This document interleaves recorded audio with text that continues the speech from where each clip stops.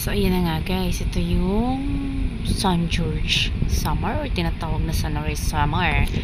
At ito po yung ilog nila. Lagi pong hindi malinaw kasi laging bumabaha at umuulan lagi. Kaya hindi malinaw yung ilog. Pero pag summer naman, maganda yung ilog dito. Maraming interesado maligo. Ito po yung bangka namin ngayon. Itong blue, kaya pauwi po ako ng Villalona kasi kailangan namin ayusin. Taga Villalona po pala kami. At sinundo po ako ng mga kapatid ko. Pauwi na po kami ngayon. At ito naman po pala yung dalawa ko, yung asawa ng kapatid ko, yung kapatid ko na lalaki. Ayan. So, pauwi na po kami. Ang ganda sana ng ilog kung hindi lang bumabaha lagi, no?